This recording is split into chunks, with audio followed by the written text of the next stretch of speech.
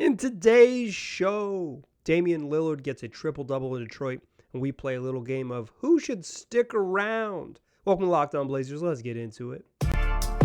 You are Locked On Trailblazers, your daily Portland Trailblazers podcast. Part of the Locked On Podcast Network, your team every day.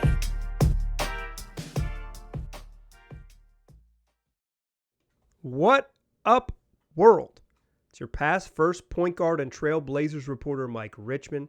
You are listening to another episode of Locked On Blazers, part of the Locked On Podcast Network, available wherever you get podcasts and also on YouTube. Thanks for making the show your first listen. Free on all platforms, coming at you 5 days a week, Monday through Friday, so make it your first listen. Tell your friends to do the same. It's Locked On Blazers, your team every day.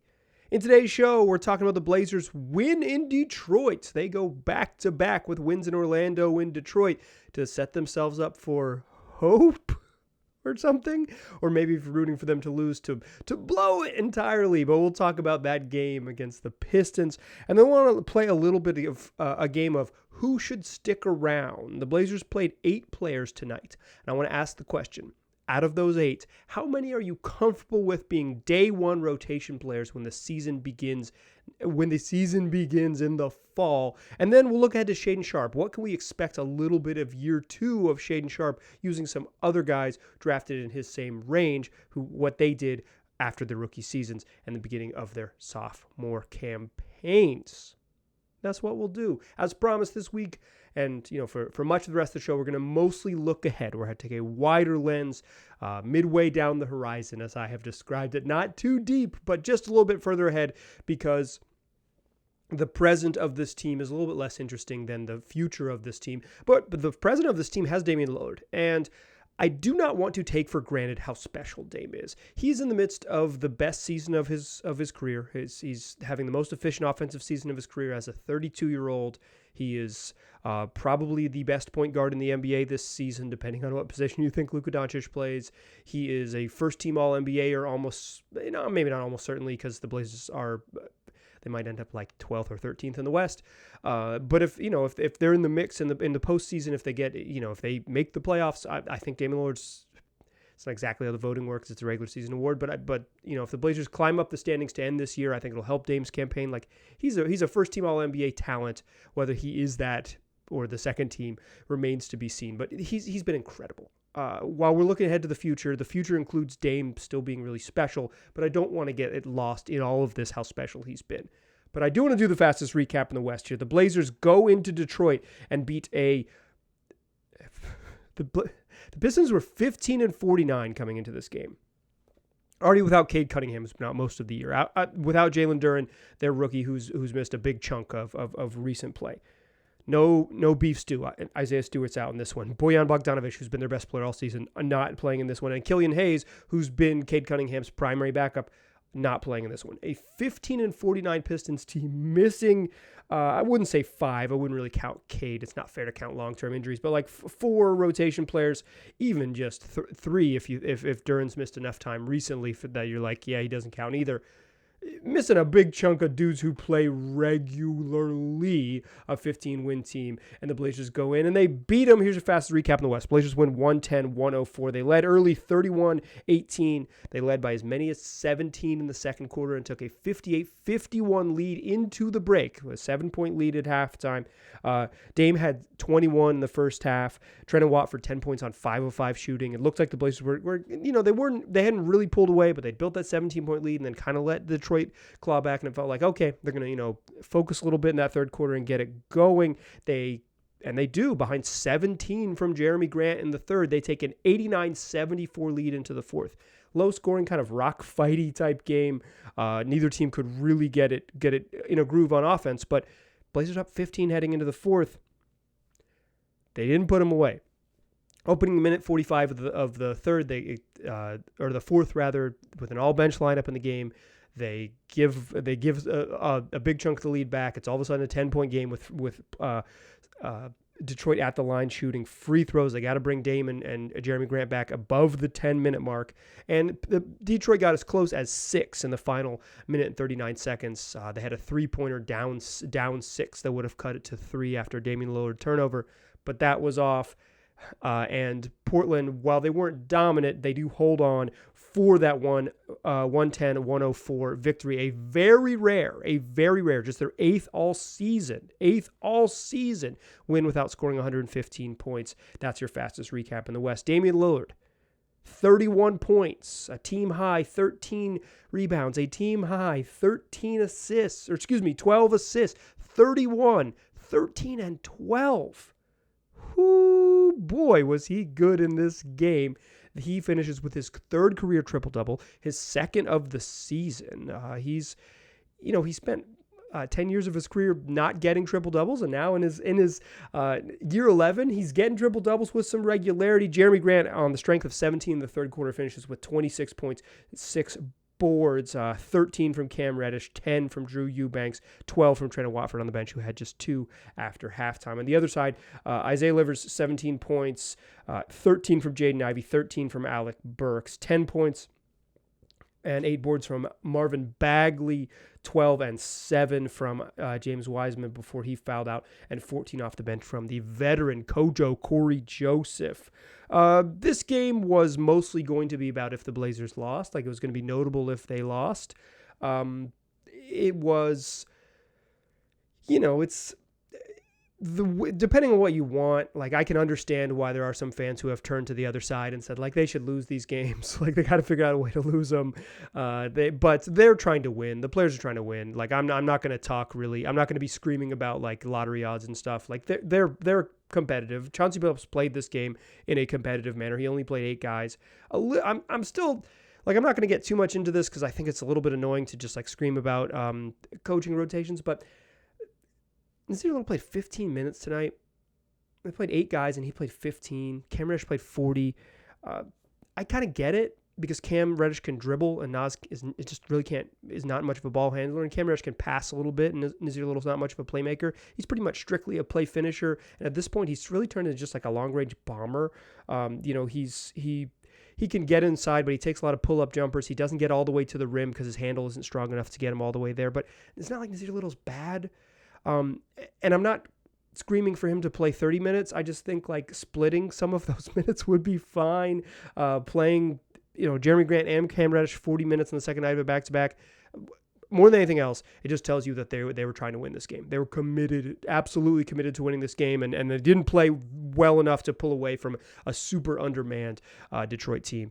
It's, the Pistons are bad and the Blazers didn't play particularly well, but Dame was really special and they won the game. Dame was 10 of 28 from the floor. He actually shot well from 3. 6 of 14 is a good shooting night from 3. He was 4 of 14 inside the arc. Could not finish and didn't get to the free throw line. 5 of 6 from the free throw line. A lot of that came late. Did not attempt a third free throw until the fourth quarter. So it was just he couldn't. It was. I didn't think he was like getting robbed, but there were some foul calls that sometimes he didn't get. It was physical going to the rim. He missed. There was a pretty egregious one, but for the most part, just physical game. Didn't get calls. So sometimes he does get, and didn't finish inside particularly well. Some of that may have been because of the physicality and how big Detroit is. They played a lot of minutes with Bagley and Wiseman on the court. They're just big. Size has value, albeit with some limitations. Mostly this game is noteworthy because the Blazers got out of it. It would be much more meaningful if they lost. It'd be like some of you maybe it would be the trumpets. They did it. Start the parade. But like, they survive. They move forward. They're still right there in the hunt, right there in the mix for the play-in tournament, and it's about to get really hard on this road trip. Boston, Philly, New Orleans to close it out with the final 3 on the road. You want to win this game just to give yourself a chance to come away with a reasonable shot at having a 500 road trip if you're trying to be competitive. Obviously, you want to do better if you're trying to move up in the standings. But for right now, I think the Blazers treading water would be a perfectly acceptable place for them to be, particularly going up against 2 teams that could conceivably win a title in Boston and Philly in your next couple of games. As I mentioned, Chauncey Billups played this kind of like the last 2 nights, he's played 8 guys. No Jabari Walker cameo. It's just, here are the 8 dudes. No Nurk in this game. No Anthony Simons in this game. Still no Justice Winslow. Those 3 gentlemen remain out.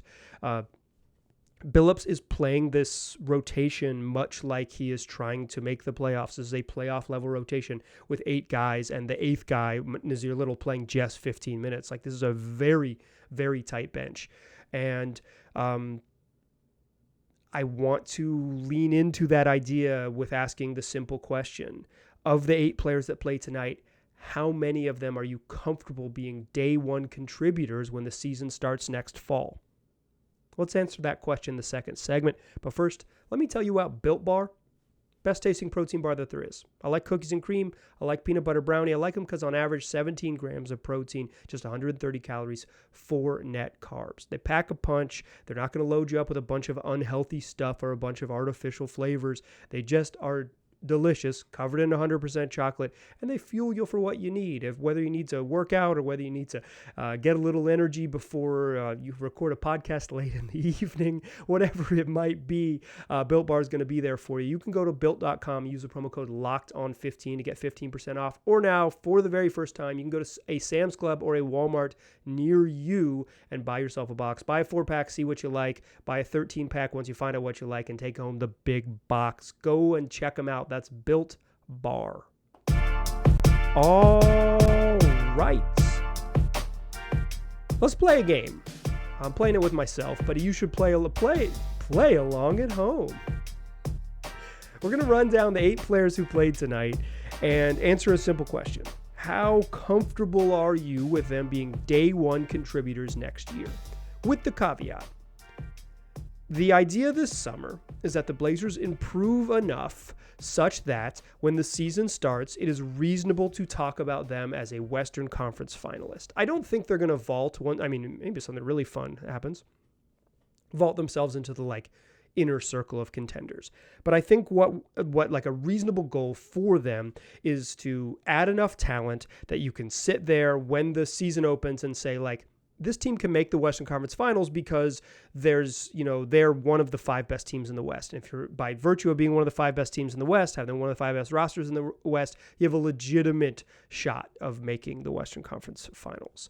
I think this year there was even the most optimistic folks thought if the Blazers really get right, it'll happen. Actually, an emailer this week told me that they had predicted the Blazers win 50 games. So there are actually many of you out there who are more optimistic than I was. But I think realistically, the general sense of what the Blazers we're like, hey, if things break right, this team avoids the play-in. I'm talking about vaulting up a tier and a half, not from comfortably out of the play-in, but from beyond that to this team can win 2 playoff series and be in the Western Conference Finals. With that in mind, we'll talk about how they get there at a later date. That's the off-season conversation or a little deeper into the season conversation. But with that caveat, right? With that idea, stipulation, I think is the right word. With that stipulated, this is a team that can make the Western Conference Finals. How many of the 8 players that played tonight are you comfortable with being in the playing rotation when the season starts next fall? The 2 obvious ones. I think you're comfortable with Damian Lillard Sr. playing an opening night. He's probably the best player in franchise history. At worst, he is the second best player in franchise history, with apologies to Bill Walton. Dame's on the list. Surprise, surprise, he's penciled in. We're not going to mention too much about him. Just a reminder, really special, a really special player. Do not take for granted how special he's been this season. It is there are only so many seasons for the NBA greats where they are as good as they can possibly be. Right now, Dame is as good as he can possibly be. So even if it's the Pistons at a 4 p.m. local start here in Portland, try to find some time to tune in, or maybe listen to the podcast and hold on to the joy that is Damian Lillard, because he's just been great. I'm pretty comfortable with him starting in the fall. I'm cool with that. Throw Jerami Grant in there too. I'm comfortable with Jerami Grant starting in the fall. I think Grant is starts on something like 30 teams in the league, except for the teams that can't afford him. That's the teams he wouldn't start on the Clippers or whatever, because they've got 2 other guys in front of him. Probably wouldn't start on the Bucks for the same reason. But he would probably start on the Celtics. He would start on the Suns. Boy, would they be good with him. Like he's a starting level NBA player. He's really good even with some of his flaws. He's a very good basketball player, and he was good tonight against the Pistons. He also got a really funny tech in this game when he tipped away a pass, got out on the break, and or he blocked a shot rather, and he deflected a shot like on a pull-up jump shot from Jaden Ivey. He ran the other way, gets a hit ahead pass and goes the other way and goes into a crowd and gets absolutely mauled, like just fouled twice by two different guys at the rim, hacked all the way across his forearm, no call, and then he just starts yelling swear words at the ref, as you do, and the ref kind of lets it play out. Like, are the Pistons going to score a fast break? Okay, they're not. Now I'll stop the clock, and now I'll calmly give you a T, and then they cut over to Jerami, and he was still saying the F word a bunch. It was hilarious. Jerami Grant, those are in the duh category for me. Those two dudes, comfortable with them starting in the fall. The yep, which is like, yep, is not as confident as a duh, but yep, yeah, those dudes will play if when the season starts. Two of them are restricted free agents, and I think that's a good sign for the Blazers that I feel comfortable with Cam Reddish and Matisse Thybulle both being rotation players on day one next season. Matisse's lack of offense is starting to show up a little bit in recent games.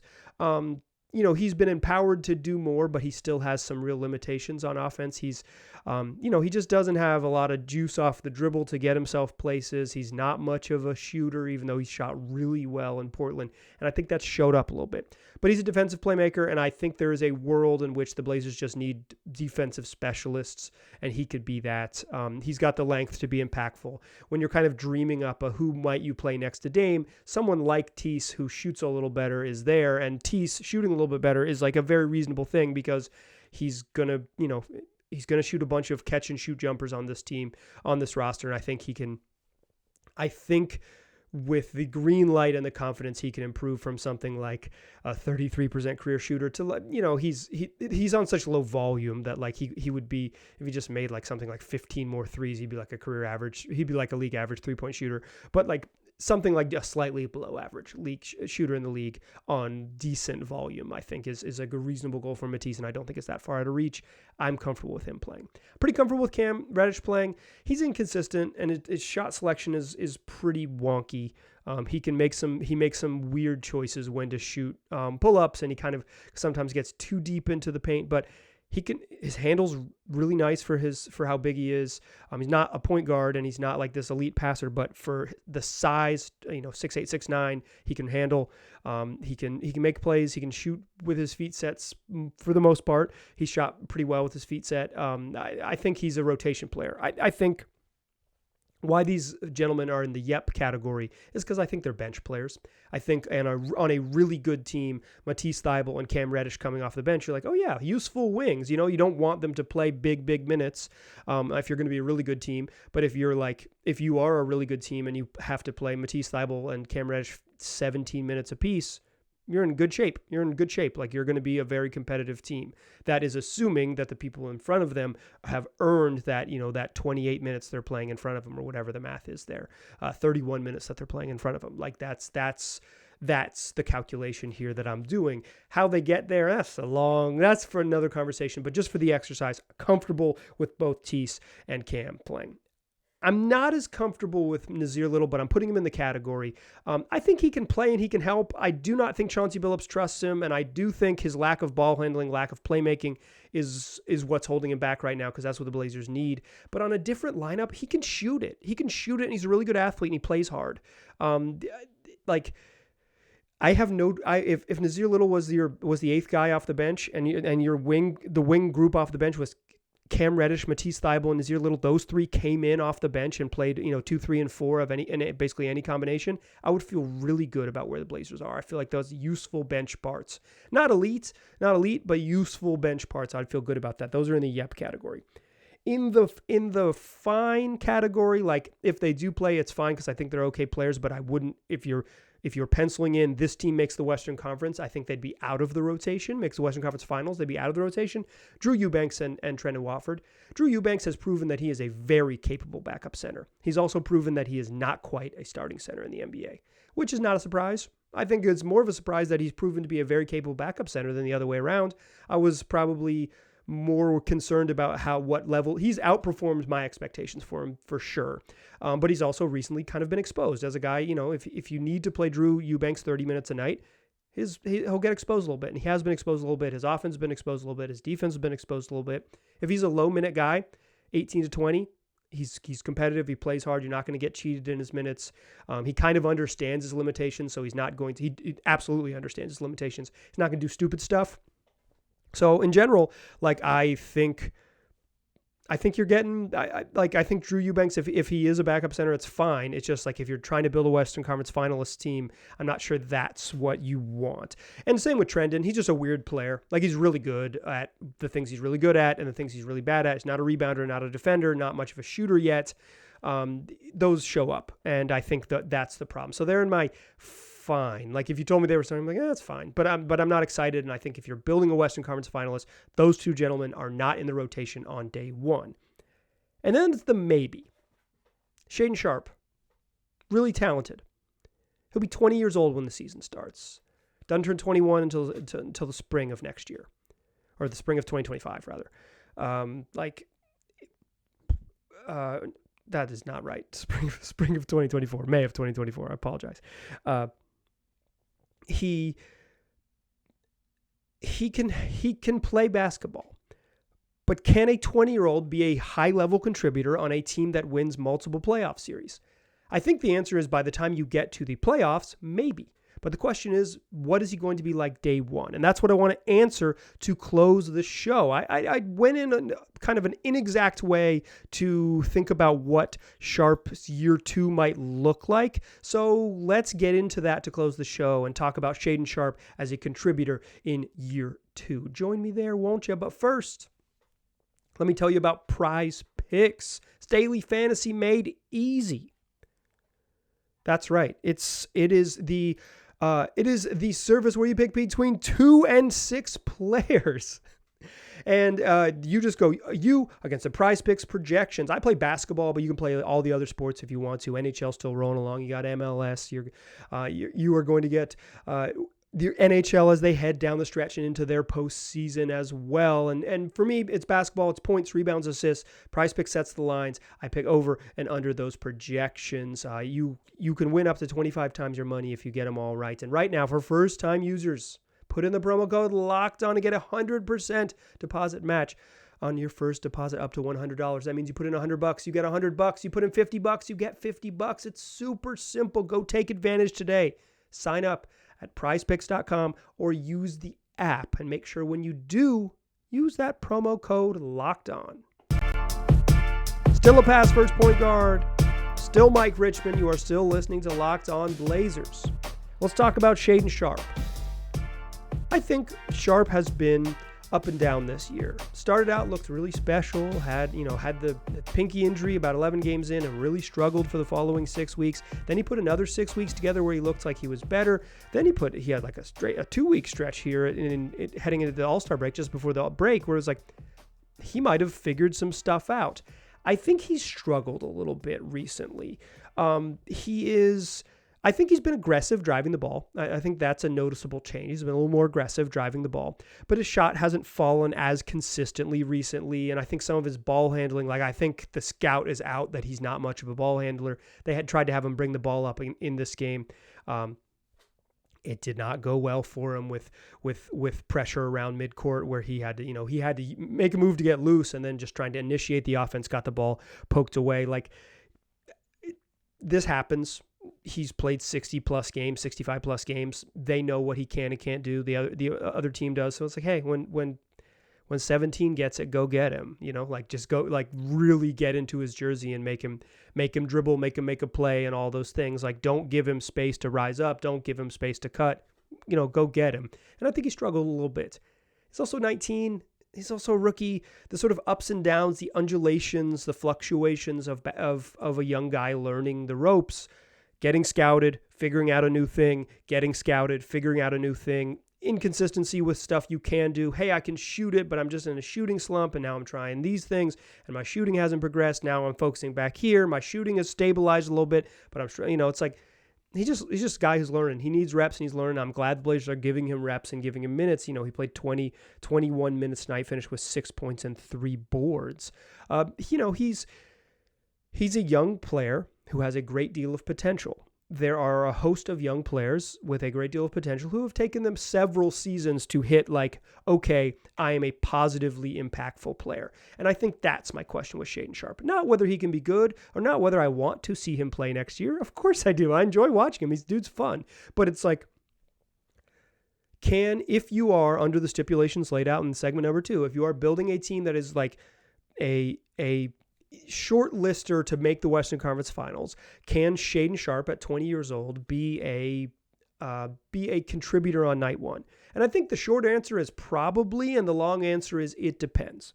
So here's what I did. I looked at the 6th most recent 7th overall picks and what they did from year 1 to year 2. Shaedon went 7th overall, so that's why I picked it. It's pretty inexact, but I think it gives you a sense of possible outcomes and paints you a picture that, there are a lot of different paths from promising top 10 pick to where you might end up.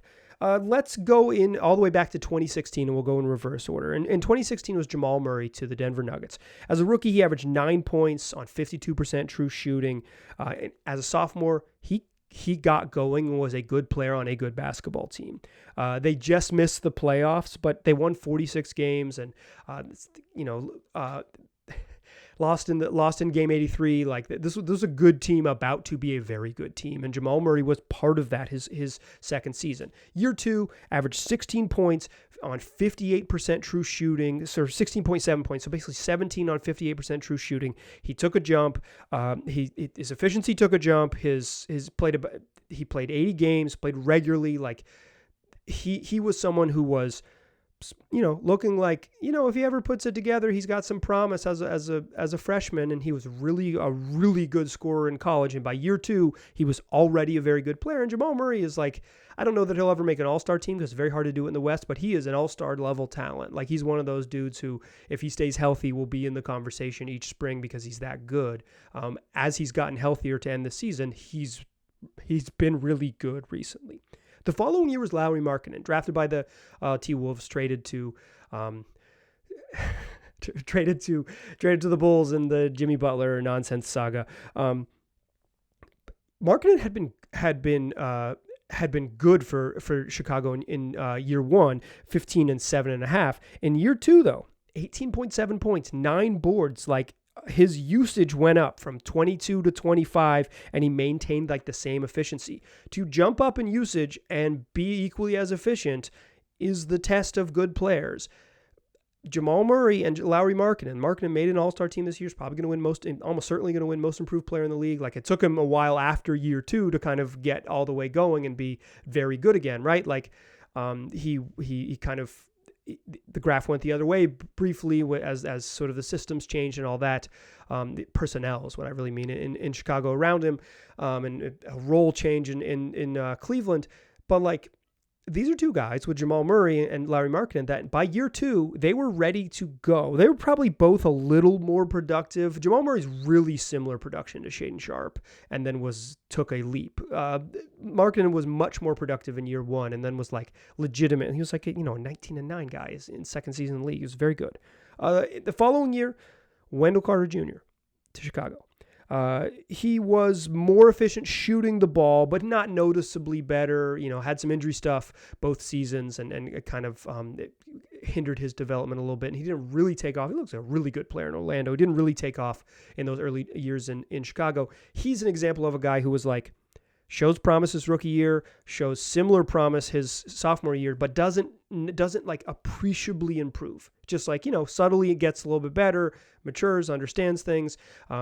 Just in general, he shoots a little better, more efficient because he's just played more basketball and knows better where to get his spots, and his teammates know him better. But largely the same production from year 1 to year 2. It happens. Kobe White the following year. Also with the Bulls, they love that seventh pick. Markkanen, Wendell Carter Jr., and Kobe White. 1 they traded for, 2 they landed. Kobe White shot a lot better sophomore year than from his rookie season, and he learned about teammates. He did not pass the ball a single time his rookie season with the Bulls. I watched a lot of him play. He remembered that you can pass. He remembered that there are other players who wear your same jersey, and you're allowed to share the ball with them in year 2, and his assist percentage jumped way up. He still doesn't always know about his teammates. He does know where the rim is. My man has always known where the rim is, but shot a little bit better and was a generally more productive, albeit still a negative contributor. And that's the thing with Wendell Carter Jr. and with Kobe White. Like these were net negatives on the court, even in year 2, even as guys getting better and playing. These were net negatives on the court. Killian Hayes, the next 7th overall pick, he had a bummer rookie year where he was just hurt and didn't play very much. And then year 2, the second half of Killian Hayes' second season in the league, he started to show like, oh yeah, this is the outlines of an NBA player. This is the outlines of an NBA player. Still a net negative, still not very good, but like he made improvements in that second season. He was still, a pretty, like I said, like a net negative. Like this is, Hayes is probably profiles as like a career backup in the league. I think he might have a long career because he has some skills and the right sort of size and pace to his game, but he's probably a long-term NBA backup. Could play 10 years in the league as a backup. That's a pretty good career. He might surprise me and be better than that. He might turn into French Ricky Rubio at some point, but like year 2, even after a really slow rookie season and injury-plagued rookie season, where he only played 16 games, he kind of looked better, albeit still bad. That's 3 in a row. Wendell Carter Jr., Kobe White, Killian Hayes, who are not positive contributors in their second seasons. I think this next guy, Jonathan Kuminga, the 7th overall pick, right before Shaedon Sharpe, whose name I'm blanking on Locked On Blazers podcast, really comparable to Sharpe, really, really, really comparable to Sharpe. Came out of the G League, didn't go the college route, and played a bunch of minutes in his rookie season. Didn't really play in the playoffs, but he got a bunch of minutes. Played something like 1,300 minutes as a rookie. They got him regularly into the game as like that 16, 17 minute a night type of role. And in year 2 to begin this season, and even overall, like the efficiency numbers are down. He's super young. He's also 20 years old. He's super young and the efficiency numbers are down. But if you watch Jonathan Kuminga, he is significantly better in year 2 than he was in year 1. He knows how to play defense now. He still will bite on a shot fake. But if he stays down, his length and his athleticism are really special. He can get to the rim. He's strong. He's starting to figure out how to play basketball. I think Kuminga is a really interesting comp for what Sharpe could be. They're not very similar players in any way, but like a guy who got a bunch of developmental minutes as a teenager. Kuminga was the youngest player in the league. Year 2 is kind of trying to figure out where he fits in the back half of rotation on a team that wants to win a title. I mean, it's not exactly comparable to what the Blazers will be, but they'll certainly be hopeful of that. And the way he got in was doing some like dirty work type of stuff, even if his overall efficiency and sort of like, if you just look at his raw box score numbers, not like, oh yeah, he got better. But if you've watched Kuminga this year, and I've watched a bunch of Warriors games, he's significantly better than he was a season ago. It's like noticeably more positively impactful this season. So all of that is to say, a long-winded way of saying is like, I don't know if Shaedon Sharpe is a guaranteed positive contributor on a team in a Western Conference Finals. But if he has like, star potential. And the folks who are, in my mind, on this list who are like, destined to be all-stars, borderline all-stars. Now, Jamal Murray is probably a like career borderline all-star, CJ McCollum career. And Markkanen might not make an all-star team ever again, but he's really, obviously really talented. In year 2, they were good basketball players. Wendell Carter Jr. took him a little longer to get going. Kuminga, I think, is really a really good comparison. Like, going to still have a relatively, a bench reserve-y type role, but you can figure out a way to be positively impactful, but you're just never going to be that big minutes, we can really rely on you type of guy. So with Sharpe, I hope he progresses. I hope the defense comes around a little bit. I hope he becomes an even more consistent jump shooter, and I really hope he tightens up his handle over the summer. But the question for the Blazers is, how good can they be? How good do they want to be? And can they balance this development with the back half of the rotation and special players like Shaedon Sharpe with really going for it? It's the dual timeline thing that I think has been confusing since the moment they drafted Sharpe. Can you do both? The Warriors are struggling with that right now, and they're a much more talented team. Can the Blazers, who are going to be less talented when the season starts, follow that same path? It seems challenging. The bottom line is I want to see Shaedon Sharpe play, but I think if he is part of the regular rotation on night one, you are probably limiting what you can truly be unless Sharpe takes a massive star-type jump, which is not unprecedented, but relatively rare when looking at recent guys who have followed his path, albeit with a very arbitrary way of doing it, just for the sake of the podcast. That's going to do it for today's show. Thank you so much for listening. Tell your friends about the show. We got more of them coming later this week. I appreciate you listening. I'll talk to you soon.